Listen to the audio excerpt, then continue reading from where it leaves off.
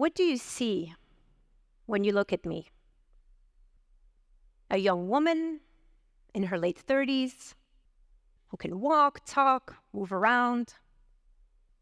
Everything seems fine and functional, right? And yet I have a disability that makes my life very complicated and stressful at times. It's difficult for me to walk in the streets by myself, go down a flight of stairs, and apply makeup. I'm visually impaired, and I suffer from a retinal degeneration that causes gradual sight loss. I was diagnosed when I was 18 years old, as it became increasingly difficult for me to navigate at night and in places with low lights. Initially, I could manage relatively well, and so I decided to keep my disability hidden because I was ashamed. I was living with an invisible disability, which is when there is nothing external, like a wheelchair or a cane, that signals a disability. In the world, 1 out of 6 people live with a disability, which amounts to approximately 1.3 billion individuals. Of these, about 1 billion live with an invisible disability, meaning that about 80% of disabilities are invisible. These can be visual impairments, like in my case, hearing impairments, cognitive impairments, but also chronic illnesses like lupus, Lyme disease, chronic fatigue, long COVID. Mental illnesses like anxiety and depression are also considered invisible disabilities. These can be temporary, evolve over time, or become permanent. The challenge is that we live in a society that views things in a very binary way and is intent on categorizing people into 2 distinct camps: abled, disabled. You either have a perfect vision or you're completely blind. You're either in perfect physical shape or in a wheelchair. The problem with this perception is that disabilities aren't binary. They're extremely nuanced and exist on a wide spectrum that is filled with gray areas. And so nothing is black or white. In my case, for example, I'm not blind. I'm visually impaired. Yes, I suffer from gradual sight loss, but there are many things that I can still see. Although right now I really can't see any of your faces, which helps with the nerves. Even though disabilities are an integral part of our society, they remain a very stigmatized and taboo topic. We've come to view disabled people as weakened victims who are dependent on others. We assume that they're neither interested in nor willing to participate in social activities, like going out, shopping, dating. I personally consider myself a very proud shopaholic, and I do enjoy dating. So yes, for anyone who's wondering, I am single. But so why do we think this way about people with disabilities? Why do we assume that they aren't interested in partaking in social activities? Because we live in a society that is fueled by ableism. Similar to racism, which discriminates against race, and sexism, which discriminates against gender, ableism discriminates against people with disabilities. We assume that everyone has a normal body and mind that fit into a certain social norm. Therefore, if you have a disability, you need to be fixed or cured in order to fit into that social norm. Let's just pause here for a second. If we think about it, and we entertain this line of ableist thinking, which assumes that our society is built by and for able people, then it becomes almost counterintuitive for people with disabilities to be vocal or visible about their disability because they want to fit in and they don't want to feel left out.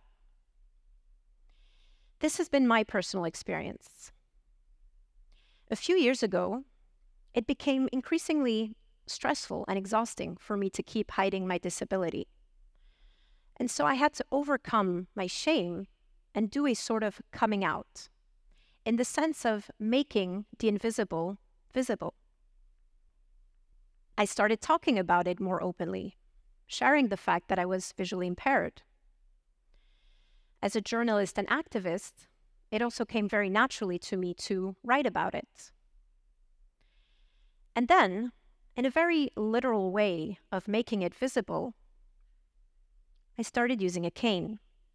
But this transition from an invisible to a visible disability was extremely challenging and heartbreaking at times, because the cane, like many accessibility aids out there, remains a very stigmatized symbol and object within our society. I didn't want to be reduced to my disability, and I certainly didn't want to be defined by it. And that's when it hit me, just how deeply anchored in me the ableist behavior was. And before I could go on about with my mission as an activist to change the perception around disabilities, I had to combat my own deeply rooted ableism first. I had to unlearn everything that I had learned about disabilities and relearn a new way to think about them, relearn a new way to be disabled within our society, without any shame or prejudice attached to it. It took me 2 years to mentally and emotionally prepare for the cane. From the moment in which I realized that I needed to start using one, to the moment in which I actually bought one. 2 years. Logically speaking, I knew that I needed to start using one. Emotionally, however, I just wasn't ready. Through a lot of work on myself, with therapy, meditation, mindfulness, visualization exercises with my coach, I was able to overcome this mental blockage and finally accept the fact that I had become a cane user. I realized that in some way, we all have a cane. Whether it's a physical cane that helps us walk, or an emotional cane, like an antidepressant.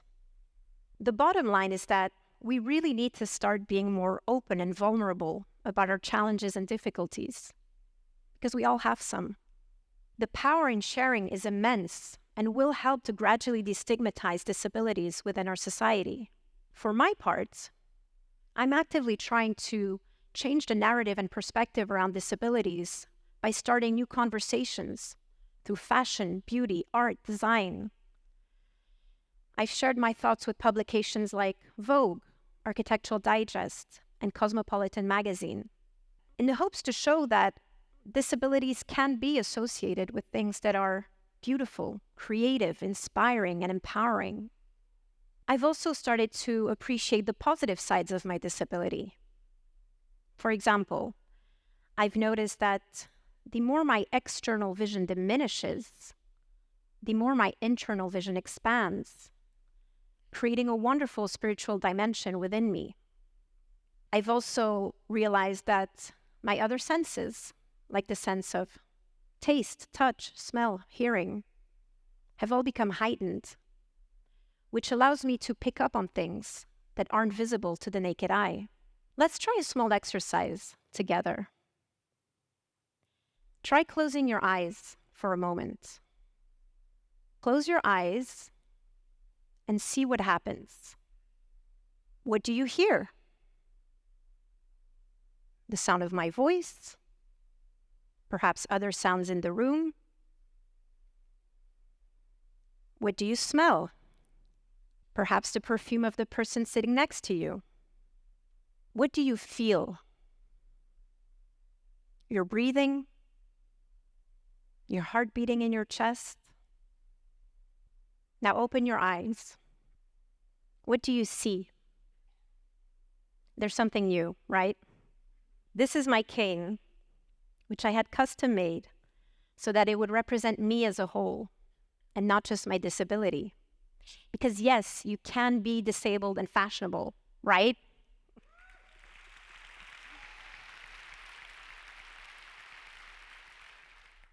The key is finding the beauty and accessibility and make the beautiful accessible.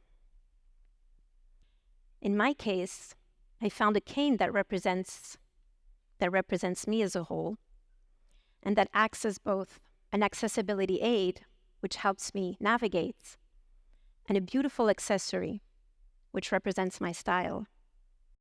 And thanks to that, I'm able to stand here proudly today in the spotlight, fully visible as myself.